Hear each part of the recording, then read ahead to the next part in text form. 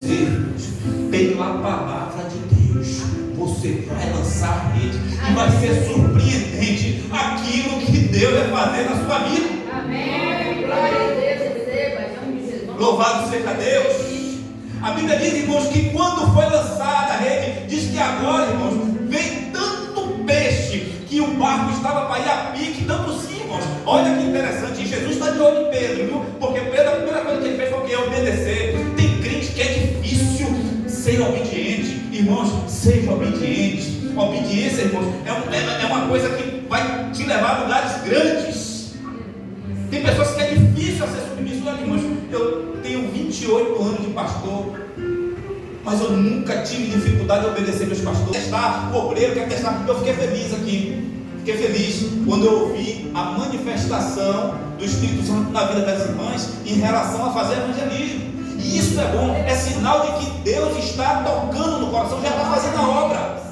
Os irmãos não fiquem preocupados, não fiquem, quero dizer em nome de Jesus, não fiquem preocupados com quantidade de pessoas na igreja. Porque muitas das vezes tem igreja que está inchada.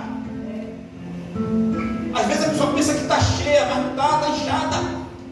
O que nós temos que fazer como cristão é pregar a palavra de Deus. Isso que vocês estão fazendo, se reunir, evangelizar, falar, né? Então Pedro, o que foi que Pedro fez? Quando o barco estava cheio de peixe, ele chamou os outros do outro barco e começou a compartilhar. E Jesus está olhando, olha, esse serve para o meu reino, porque ele também sabe compartilhar, né? Tem gente que só quer para si, egocêntrico, egoísta, né? É o Jesus só para você. Quer dizer, se Jesus te libertou, fale desse Jesus para alguém que está oprimido, que ele vai libertar também. Compartilhe desse Jesus. Se Jesus te curou de enfermidade, fale para alguém que está doente. Olha, eu estava doente, Jesus me curou, e ele pode te curar também. Compartilhe. E Jesus está de olho em Pedro, porque Pedro também, além de ser obediente, irmãos, ele sabia compartilhar. Tem pessoas que têm dificuldade, né? Geralmente as pessoas, né? A Bíblia fala até em relação aos crentes, sabe o que? Levai as cargas uns dos outros. Quando está falando carga, é carga mesmo, irmão. Eu já tive situação, irmão, de ir para monte, orar, e o cidadão está lá se derramando, eu não consegui nem orar, de ver a carga que o cidadão estava levando, só descer do monte e dizendo, Senhor, me ajuda a poder ajudar. Me ajuda para poder ajudar. Mas hoje as pessoas estão, a irmã fulana está doente, ninguém procura visitar. Uma palavrazinha, uma oraçãozinha ligeira. O irmãozinho está precisando fazer uma viagem, não está com, né? Vamos, a igreja primitiva era assim, eles tinham tudo, irmãos, em comum. E Jesus está olhando as atitudes de Pedro, né? Então Pedro, ele teve a atitude de dizer, não, eu reconheço que se ele está mandando é porque algo ele vai fazer diferente. Jesus, quando ele aparece assim, ele não aparece por acaso. Jesus apareceu na vida de um cidadão. Apareceu na vida de um cidadão. O cidadão nasceu cego. Ele nasceu cego. A Bíblia chama o cego de nascença. E quando esse homem se dá com a situação, quando Jesus aparece, quando Jesus do ambiente, aquele homem que os cegos ficavam no dia de esmola, ele era mais diferente do dia de esmola também. Mas quando Jesus aparece, muda as coisas. Aí Jesus faz o quê? Costa do chão. Os irmãos conhecem essa história. Faz o lodo, passa nas vistas do cidadão e diz o quê? Vai e lava no tanque de Siloé. Ó, irmãos, por que Jesus não curou logo como curou Bartimeu? O cidadão veio com o rosto limpo. Era cego, mas o rosto estava limpo. Agora o cidadão se dá com Jesus. Jesus faz aquele lodo ali, agora o cidadão sai cego com o rosto sujo. Parece até, né, irmãos? É porque alguém disse assim que Deus ele complica, descomplica, depois explica porque complicou. Não é verdade, irmãos? Mas só que ele disse assim, ó, vá e lave no tanque de Siloé. E você pensa que o cego ficou curando? Ah, pensei que o Senhor ia me curar logo. Eu vim aqui com o meu rosto limpo, o Senhor faz essa baboseira aqui. Não, a Bíblia diz que quando Jesus disse vai, ele foi cego. Ele não foi enxergando, não, irmão, ele foi, ó. Ele foi cego. Ele foi. Mas quando ele chegou lá no tanque que ele lavou, ele voltou a enxergar. Ou seja, ele foi pela palavra de Jesus. Jesus disse: vai. E depois, olha o tumulto agora. Quando veio, ele disse: não, esse homem não era o que andava pedindo esmola? Não serve? Era ele mesmo. Será que é ele mesmo? Bora perguntar: é você mesmo que? Sou eu. Você não era servo de nascença? Sim, eu era servo de nascença. E quem foi que te deu vista? Jesus. Não é você. Aí começa a indagação. E eles não se contentaram. Aí vai aos pais do cego. Vem cá, esse cego, esse rapaz que é seu filho mesmo? É meu filho. E ele era cego de nascença mesmo? Era cego de nascença. E quem foi que abriu os olhos dele? Olha, quem foi que abriu os teus olhos? Eu já falei. Mas como foi que ele fez? Ele disse: eu não sei, eu sei que antes eu era cego, mas agora eu estou vendo. Louvado seja Deus. Porque confiei numa palavra. Confiar na palavra. E também, irmãos, outra atitude que Jesus ficou reparando de Pedro, que Pedro, ele obedeceu a palavra, não é verdade? Ele compartilhou os peixes, porque ele dividiu com os amigos.